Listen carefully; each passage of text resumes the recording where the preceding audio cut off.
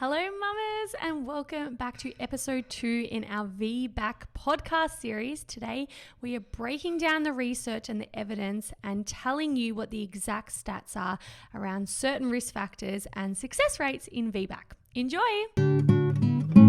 Hey, mama, I'm sending you wonderful pregnancy vibes. It's time for you to guide you through. Let's take some time for you. It's pregnancy with Physio Laura. Hello, mamas, and welcome back to the Pregnancy with Physio Laura podcast. We are up to episode 2 in our incredible VBAC podcast series. So if you haven't already, go and check out episode 1. That was with the wonderful midwife Loretta, and she shared her top tips for a successful VBAC. That was a great episode. Now today I'm interviewing the incredible Julie and Meagan from the VBAC link. They are amazing. They are doulas, and they have put together incredible resources around VBACs and the stats and the research and supporting women through this journey. They've dedicated their entire, profession to this, and I am so grateful I found them. I encourage you to go look at their work at the VBAC link on Instagram. They have amazing resources, blog articles, and community there. So please, I do encourage you to go check them out. They are a wealth of knowledge, as you'll hear in these episodes coming up. Julie is like the research nerd. She loves pulling apart the evidence and letting us know what are the actual stats around VBAC. There's a lot of opinions thrown around VBAC, but what I wanted to present you with was, but what is the actual evidence? Rather than the fear-mongering and people's opinions about the safety and whatnot, what is the actual evidence? I think that is such a key part of this, and that is what women want to know so that they can work out what they feel is acceptable for them, what risk is acceptable for them with the research under their belt, with the information. And that should be easy to come across, but it's actually really tricky to come across this. So today's episode is a goodie, and I know you're going to love it. We are talking about what the actual success rates are for VBAC and the evidence behind that, and the importance of your care provider and having these conversations with your care team. We talk about the birthing system as a whole and why it is not necessarily favoring women having VBACs. We talk about the importance of taking ownership of your birth. We talk about the interval between pregnancies. I get asked this a lot. I get asked, how long can I wait to have a VBAC? I want to have babies close together. What does the evidence say behind, do I have to wait because my risk of having a VBAC, will reduce or increase, or what is it saying? I know I get asked this question a lot, so we dive right into that. Personally, I had a 20-month gap between all my children, between births, that is. But we talk about it. We really pull apart the evidence and tell you what the studies say. And we eventually leave the question with you about, what do you think is an acceptable risk for you to take? I know you're going to love this episode. It is so juicy, so rich. It's not boring. So if you feel like stats are not your thing, I truly, trust me, it is not boring. It is really juicy. It is really informative. And I want to know what you think about this episode. Please, as always, go over to @PhysioLaura and let me know what you think. And I would love for you to get in touch with Julie and Meagan at the VBAC link. They have a wealth of resources, so please do go and check them out. You're going to learn so much more from them.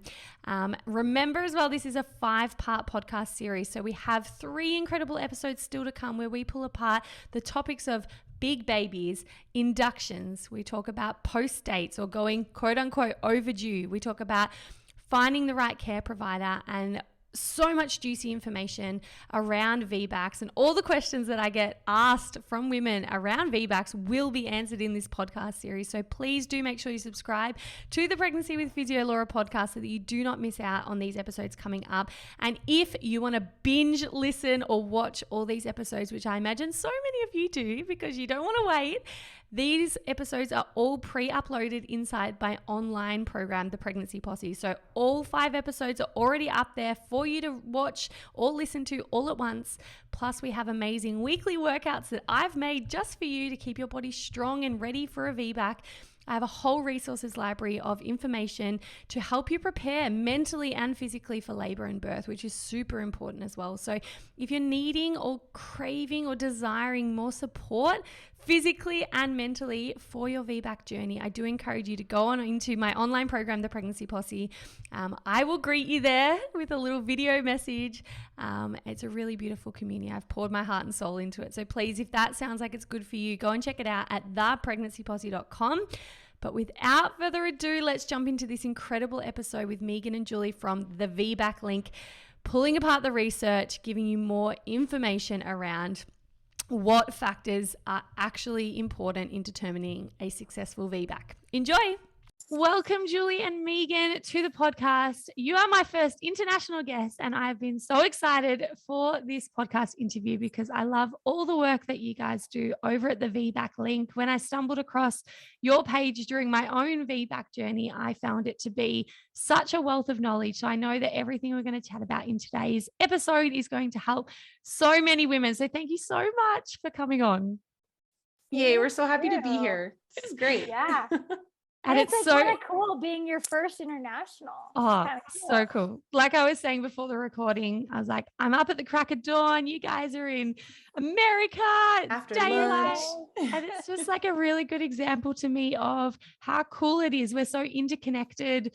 You know, I get to share your knowledge from the other side of the world through a microphone. It's amazing. So I'm super pumped about it. And I've got you on today to talk about facts. And I know that might sound super dry to a lot of women that might hear this, but one of the biggest things I get asked when it comes to my personal journey through VBAC or how I made the decision to try for a VBAC is, what is the evidence behind X, Y, and Z? You know, what are the stats say to support us? Because I think a lot of women want to know, does the evidence support us in having a VBAC and all of the things around having a VBAC? What does big babies mean? And can we be induced? And what are my risks of a uterine rupture? And all these things are spinning through women's heads to try and help them make a decision that feels right for them. So I knew that I wanted to get you guys on to sort of myth bust and actually present the facts in a really friendly, you know, beautiful manner. It's not going to be a dry episode. It's going to be super interesting. So that's what we're going to dive into. So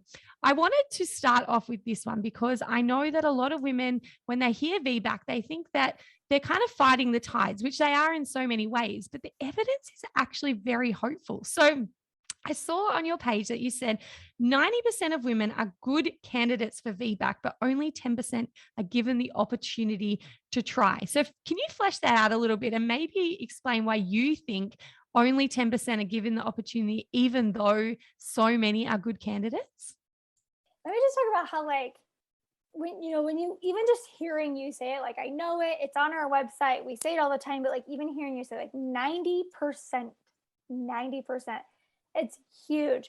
And, you know, unfortunately, like you're saying, like we do kind of have to fight against the tide with this a lot of the times, and we shouldn't have to. But unfortunately, this 10%, you know, or so, they do have to fight. They have to work for it. And one of the reasons why a lot of people are not given the option, it's not even that they're not even given the option. It's just like not talked about. Like, wouldn't you agree, Julie? Like it's not even talked about. It's like, oh, you had a C-section. Let's schedule a repeat. Yeah, let's schedule your repeat. Like, so it's not even proposed. Hey, you had a C-section last time. You're a great candidate for vaginal birth. Let's talk about the risks of both vaginal and repeat cesarean. And so these providers all around the world are not even discussing it. And giving people the option. And a lot of times it's because the provider themselves maybe have seen a scary thing, or they're uncomfortable supporting, quote unquote, a really high risk, you know, situation. And they chalk it up to, oh, it's too dangerous. It's safer to do a repeat cesarean. And so they just don't even attempt it or offer it. A lot of providers also all around the world are really restricted by insurances. Like insurance company, they won't cover. And so it's not even that they don't want to support it, it's that they can't in their practice. So yeah, what are some other reasons that you would say, Julie? Yeah, I think that's spot on. I think that we as a society, and it's really cool to be talking to you in Australia right now, because Australia and the United States have a lot of similarities, but also all over the world we have a lot of similarities, right? Where we might be dealing with different statistics and numbers, but we're all fighting against a system where we have culturally conditioned medical providers, and we have parents that are raised to trust in a system that might be leading them on a path that is not always the best choice for them. And so I think a lot of that has to do with it. We have parents who aren't necessarily interested in learning what their options may be. They just trust their providers. They want to be able to trust their providers. And honestly, we should be able to trust our care providers. And then we have providers who went through a system trained to solve problems. And a lot of our obstetricians and gynecologists, they're trained surgeons, and they're trained to identify problems in childbirth. And a lot of the times when you're trained and taught to do something, that's the things that you see. And our healthcare system is so medicalized that a lot of OBs don't normally see, or don't see a lot of, just natural physiological birth. And I like to give the benefit of the doubt. I don't like to lump providers into a group, because I don't think they're all like each other, but we have a medical care system that's overworked. Our obstetricians are tired. They deliver dozens and dozens of babies a month. I can't even imagine what their cortisol levels are like their stresses with the lack of sleep and up hours of the night delivering babies, and their inconsistent schedule and time with their families, and everything's so unbalanced. There's got to be a level of ease to scheduling some of it, right? Mm-hmm. And yeah, and then like Meagan said, some of them surely have seen uterine ruptures or catastrophic uterine ruptures that did not have good outcomes. Unfortunately, that's one of the risks that you're dealing with when you talk about VBAC. But it is really rare, but it does happen. And these providers have to answer those.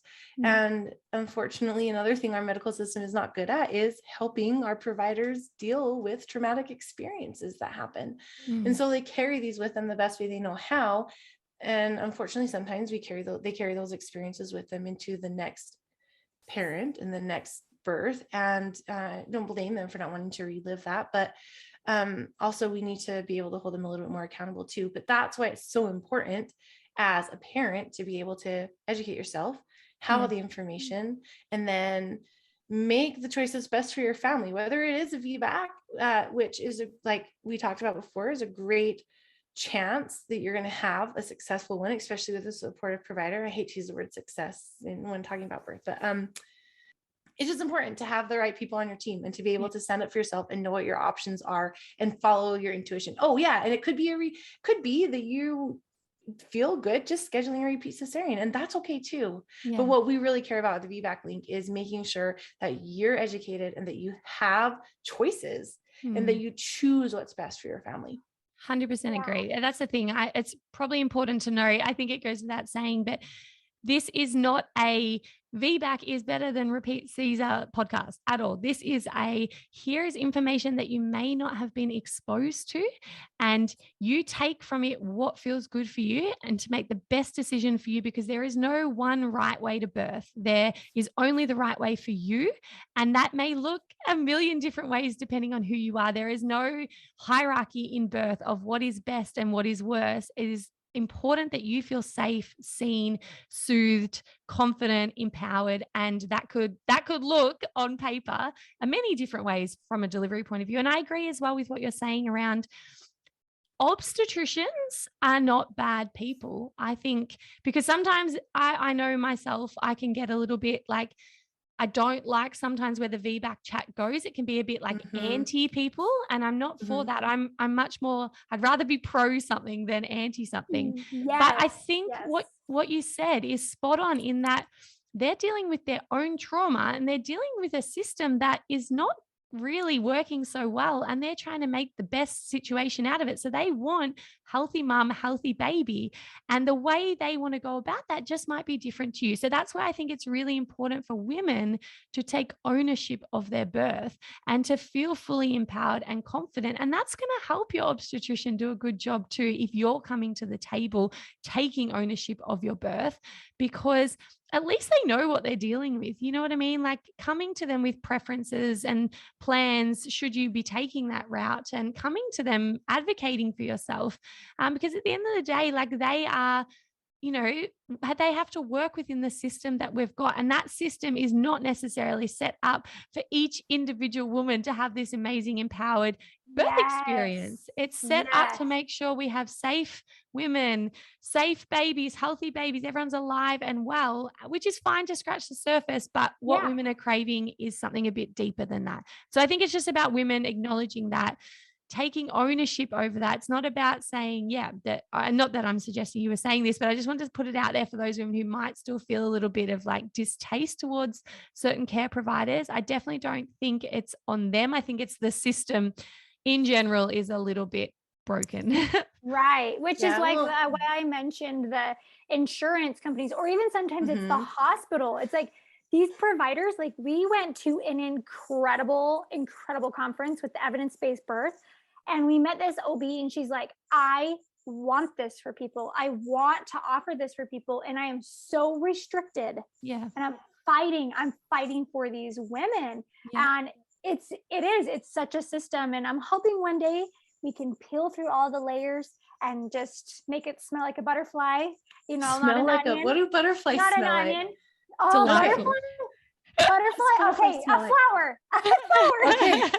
I don't think a butterfly has a smell. Like a flower. I don't smell like a flower instead of an onion, because sometimes people can have that poor sour taste for this experience. And like you said, they're looking for something deeper. And think about birth. It's deep.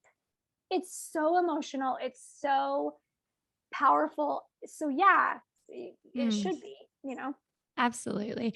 And I again, I obviously work in a very niche area, but I see the tides are turning. So I think my mum had 3 Caesars and there was not an option for her to even contemplate a VBAC. Just wasn't on the cards. There was no autonomy really. Like it was just sort of told that this is what you need to do. And I look at my experience, it was hard. And, I kind of had to exit the system to be able to achieve it.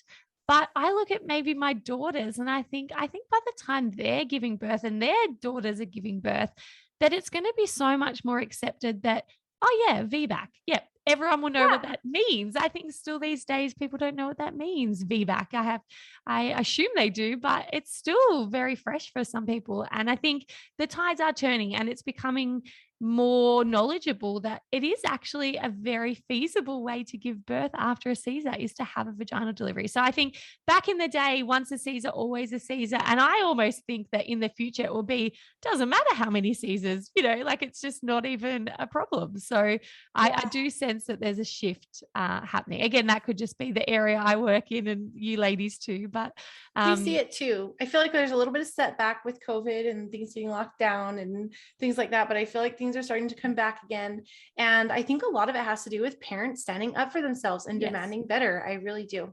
100%, because if there's more demand for VBAC supportive providers and more demand for women who want to take that path, well, it's going to have to match up. You're going to have to get more and more people on board to help these women because it's a supply and demand, isn't it? So I think it's really cool for women to be listening to this and to be part of that movement of getting the system to mold towards women's preferences. So I think that's really, really cool. So when it comes to VBAC, what are the actual success rates? So a woman's had a Caesar. We're talking about VBAC after 1 Caesar. Let's start there. But what is the actual success rate of having, again, I know success is a funny word, but for want of a better word, what is the success rates of having a VBAC? Statistics is right up my alley. So the American Pregnancy Association shows that 60 to 80% of parents who attempt a vaginal birth after having 1 cesarean will get their vaginal birth or be successful. Like I said, I hate the term success, but sometimes it's harder to differentiate any other way. So for lack of a better word, that's what I'm going to use. But yeah, 60-80% will be successful. But honestly, we've seen much higher success rates with really supportive practices. And we see these lower end of the success rates with practices that are not as supportive, ones that won't induce or induce aggressively or induce too early, that like to intervene a lot. And so we've seen practices here in our area in Utah, in the United States, of over 90% VBAC success. And so, yes, the American Pregnancy Association quotes 60 to 80%. We say up to 80%. And we, like I said, depending on the practice, you could have your chances be as high as 90%. So that's amazing. I would say that most women listening to this did not realize that. I didn't know that when I was attempting a VBAC, that the stats are so high. And I think what's key about what you just said is the environment. So some places who are very VBAC supportive are 90%, whereas other places are lower. Now, that's because the environment is either supportive or not supportive. And so that's key. And we're going to do another episode later about finding the right care provider and really making sure that you find someone that works for you, because that is such a key element of making sure that you have whatever desired outcome you want to have. But that's huge. That is so empowering, I think, for women to hear that. That is really, really big. So thank you for sharing that. Now, a question I get asked a lot is time intervals between pregnancies and births. So women want to know how long to wait in between births. So how long after a C-section can I attempt a VBAC? What does the evidence say? And what are the risks of close pregnancies? So what is it that women need to be looking out for? You're not alone either, right, Julie? One of the most, I would say, a good 75% of our emails. Wow. I don't know. Maybe not that much, but sometimes it feels like it. In our Facebook group all the time, at least once a day, probably messages on Instagram. Well, I'm thinking all of our emails, but emails from other people. Yeah, probably 60 to 75%. Wow. That's probably a pretty good estimate. Yeah. How long should I wait and be back after 2 or more cesareans? Boom, boom, boom, all the time. Yeah, so this is a great question. There are a lot of opinions about it. Every provider that you talk to is going to tell you something different, but here's what the evidence says. Okay, there are 3 studies that break this down, whether they examine the intervals, the optimal intervals between pregnancies from the time you have your C-section to the time you get pregnant with your next. So the time you conceive your next baby. Yeah. Yes. When should you wait? How long should you wait? And the interesting thing is that each of the 3 studies show different intervals. So we have this up on our blog. I'm going to go over the studies right now, but as you can find that on our blog, you can just Google a length between pregnancy, C-section to VBAC. It'll pop up on the first few results. But there's one study that was done in 2010 by Bold.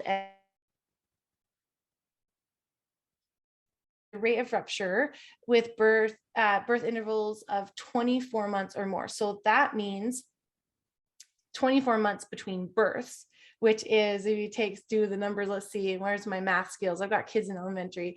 24 minus 9, so 15 months between birth and conception, shows that was the optimal spacing. And there's a slightly higher rate of rupture in the intervals less than 15 months between birth to conception. There's another retrospective study done in 2007 by Stamillo et al. That shows that the pregnancy interval between delivering by C-section and conceiving your next baby only needs to be 6 months. See what I mean? Yeah. Okay? One study shows 15 months with no increase of rupture. And the next study, that is retrospective study, that's a really good study, shows that there's no increase of uterine rupture as long as it's been at least 6 months between pregnancies. And then again, a third study, Ship et al. In 2001 shows an inter-pregnancy interval of 9 months between pregnancies. So it's either 6 months, 9 months, or 15 months to give you any kind of confidence in that answer. However, there is information here that shows waiting at least 6 months between getting pregnant again could decrease your risk for rupture.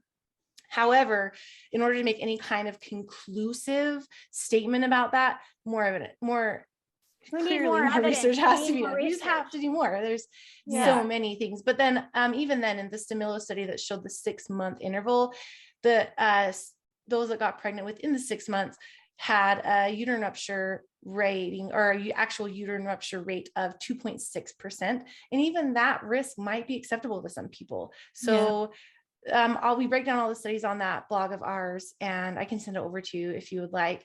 And we break down what all the studies say, and we even link to the studies if people want to look a little more into it. So there's your not so solid answer.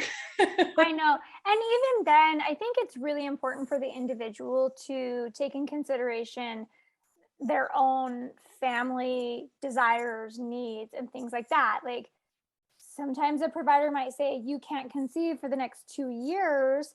That's really not what this family's wanting or feeling right about.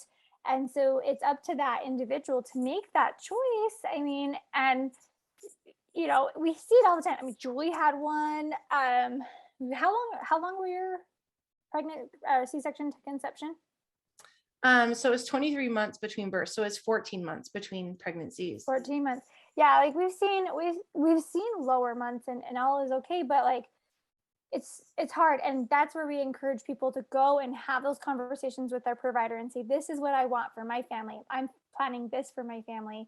You know, is this appropriate? Can you give me any evidence? Can you tell me what's going on? Because it does, I mean, 6 to 18 months. I mean, that's a difference. Huge. It's a whole, for Utah, it's like 3 seasons. Yeah. Like, you know, like instruction season, winter, fake spring, winter, summer, and fall. Like, you know, and so it's crazy. So again, I think there's such good points though, because again, it's coming back to here's some, you know, information that we have no conclusive evidence. Here's just some information.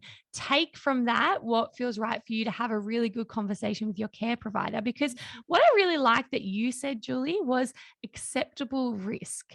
Because when it comes to risks, it is on you to feel comfortable and to accept that risk for yourself, not for anybody else to accept it on your behalf. It's for you to accept that risk for yourself.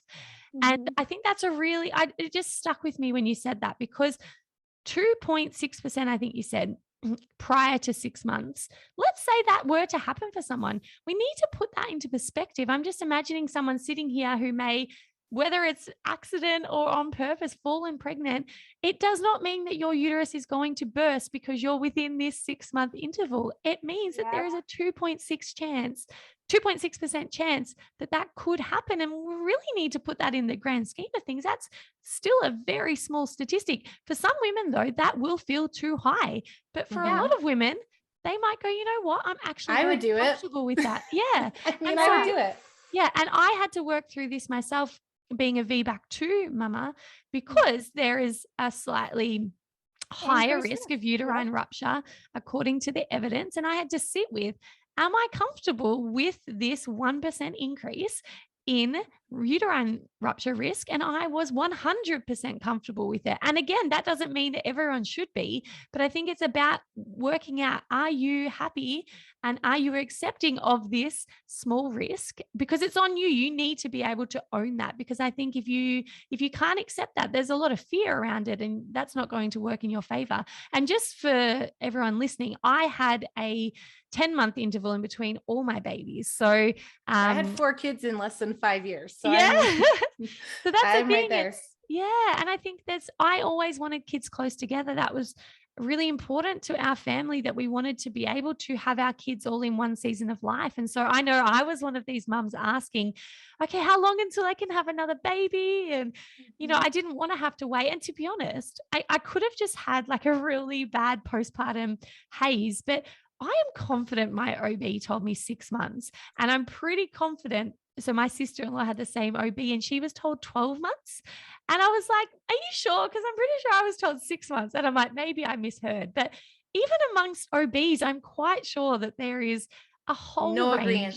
Yeah. Yeah. So I think this is just such a key piece for women to go, okay, the evidence is not really solid.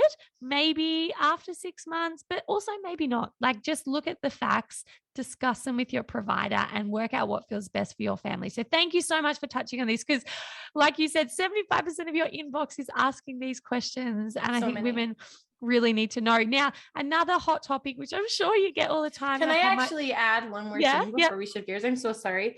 I want to clarify that when we're talking about the optimal intervals to decrease the risk of uterine rupture, that's just specific for how long it takes your scar to heal enough before the risk of rupture isn't increased anymore. We're not talking about like the length of time that is optimal for any pregnancy. Like normally providers like to, and normally I would say everyone probably has different opinions about this, but like optimal spacing for like your body to heal and return back to like normal, I say normal in quotes, is 12 months. Like that's kind of an optimal like pregnancy interval for everybody.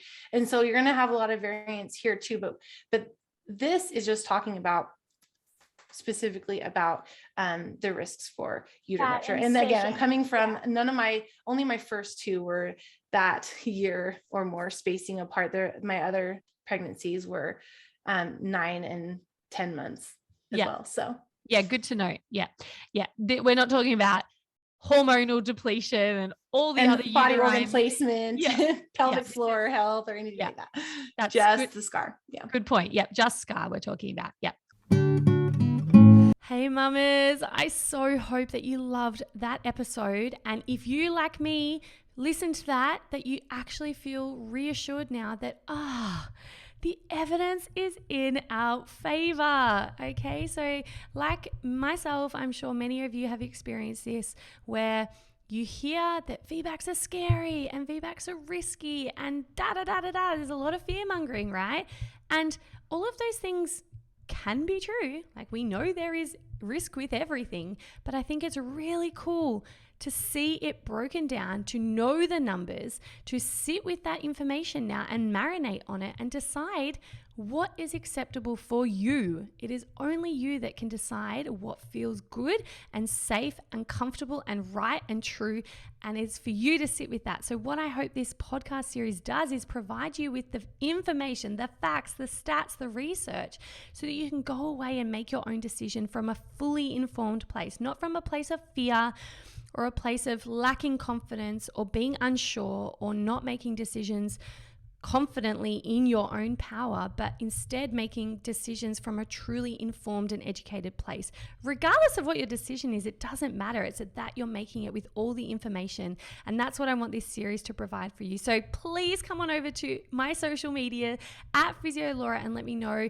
what you got out of this episode, how it may inform you moving forward in your VBAC journey. I would so love to hear from you. I love connecting with women. You know I'm passionate about this topic, so I really want to hear from you. And please go and check out Julie and Meagan at the VBAC link on Instagram. They have an amazing website. They have amazing resources. I know you're going to love them. They are a wealth of knowledge, those women. I'm so honored and privileged that they came on the podcast to share this information. And as I mentioned earlier, if you want to connect with me, ask me your VBAC questions, you want to stay fit and strong every week of your pregnancy and learn all about preparing physically and mentally for birth, all of that is inside my online program, The Pregnancy Posse. So that is where I've put all of this information. All these episodes are pre-uploaded inside the Posse for all members to watch straight away rather than waiting for them to be released. And I know that you will be supported wholeheartedly inside that membership, physically, mentally nourished. So if that sounds like it is a good option for you, if you're craving that right now, you can come and find me inside the program. Visit thepregnancyposse.com and you can trial the program for 7 days. But until then, mamas, subscribe to the podcast because episode 3 will be coming out next week and I don't want you to miss out. In this episode, we're going to be covering the stats and the research on big babies inductions and going quote unquote overdue, and what that might mean for your VBAC journey and what the evidence says about that. So that's going to be a great, big, juicy conversation. I cannot wait to have it. Wherever you are right now, I hope you're having a wonderful day, and I will talk to you soon. Bye.